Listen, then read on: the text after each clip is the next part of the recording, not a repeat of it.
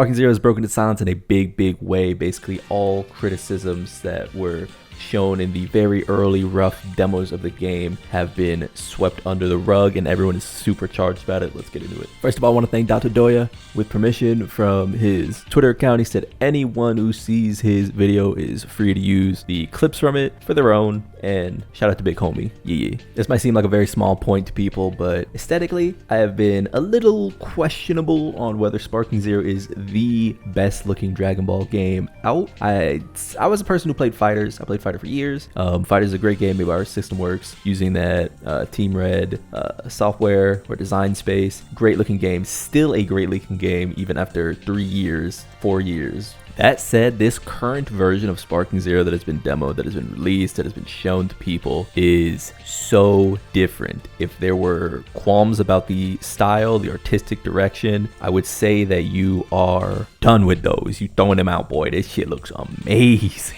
And it really is a combination of effects that made Dragon Ball Super Broly look so good. Things like the hair shifting as they charge, things like the weather shifting when you reach that burst mode, which allows you to use your ultimate. There are just so many flourishes, so many key related polishing techniques that have made this look amazing in a way that I think is totally different from Fighters. One thing that I've always been sort of worried about with Sparking Zero is how much they would do with the 3D model thing, because there's no anime game out there that uses 2.5D as well as Arxis has been able to with Strive and Dragon Ball Fighters and Grand Blue Versus and, et cetera, et cetera. So to see that it completely hinges on a totally different style and feels like its own thing, you see it and you're completely thrown into that. Like I said, Dragon Ball Super Broly and even Dragon Ball Super Heroes version of the characters in the face, as well as small details as massive feeling as Vegeta having completely different face shapes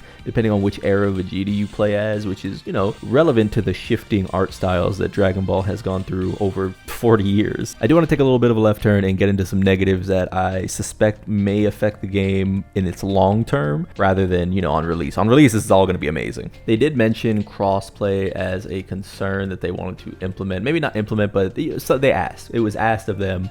And we still kind of got that Bamco answer of, I don't know, which, might not matter for you, again, in the immediate, but say you want to play ranked, which they did talk about. It was asked of them if ranked was going to be in the game, and they said that they are looking into it, which it doesn't take that long to make a rank system, if we're being honest, but it does matter if there's crossplay or not, because you need a player base for that. With how substantive the game looks in terms of its visual fidelity and the casual nature of it, they did say that the balancing will not look like Fighters or a Tekken or a Guilty Gear, which is fine. It's okay for these games to go a little ham in one direction, because no matter what, an arena fighter will never be the most competitive fighting format. It just is what it is. That said, if we're going to look at the question of ranked as a palpable thing, then we need to also confront the fact that if the game is basically just balanced around UI Goku, Gogeta, Super Broly,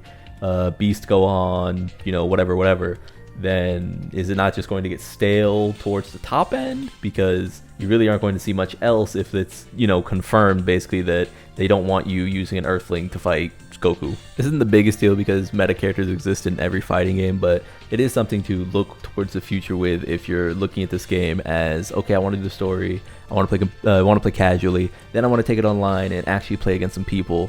You might not get that moment where you get to take Krillin in and beat up Vegeta. Another point that they asked about, but we still don't really have any information on because they gave the Bamco answer, is what about rollback? How is it going to handle online? There's a lot of people getting hype about split screen and local multiplayer, but if I'm honest, and this again, maybe I'm hating. Hey, hands up, caught. I'm hating. This shouldn't be a question. No one should care.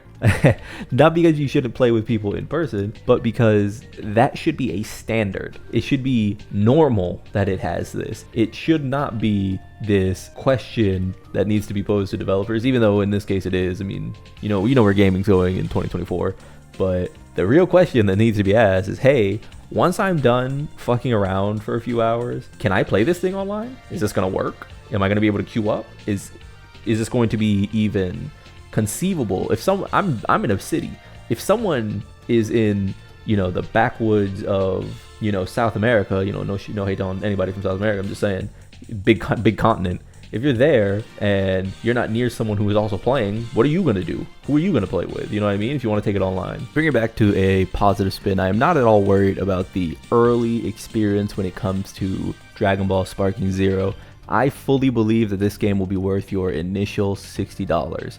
But will it be worth that 70 point? Will it be worth that DLC point? Will it be worth any future DLC that comes out? Because Dragon Ball is not stopping. This game is going to release like this, then it's going to get Daima, then it's going to get GT, then it's going to get whatever the fuck else. Because they've made an engine that is so pretty, so advanced that they can just keep adding to this game. And I don't expect them to just stop when they're still producing for Xenoverse. You know what I mean? Gonna get into a little gacha news now that I spent some time yapping directly about Sparking Zero, but this looks really good if you're a Dokkan fan, if you're a Legends fan. It's just a wellspring of content that has suddenly cropped up for these games. I fully expect an October or December release for something Sparking Zero. If you remember last year, Android 21 came to Dokkan, pretty late in Dragon Ball FighterZ lifespan, but it was sort of commemorating rollback. And I don't really expect this to be any different. I think Sparking Zero is going to breathe life into these games in a big way. A lot of the animations used are unique in that they are parts of the anime that haven't really been referenced in Dokkan or Legends. A lot of very niche picks for attacks that now look amazing and just give a lot of choreography for Dokkan and Legends, which hinge so much on just recreating these classic moments. If you're a Dragon Ball fan, we're eating good out here, man. I'm not going to be too negative. I'm not going to harp on rollback and yada yada. Apparently, we are going to maybe see a beta come, the next 2 or 3 months, which could be cool. Hopefully get people online. Hopefully test out this online. Just prime ourselves for what a release is going to be like. Again, I don't think we're going to have the best online experience, which is a little sad unless they release something else. But alternatively, Bamco is behind this, I imagine, publishing it or something, which is exciting for the fact that, this releases Tekken, so they should know how to release, a stable online network. We'll be there day one putting the beast on, man. Great time to be a Dragon Ball fan. Subscribe for more, like for more. Sparking Zero news when it happens. Yeah.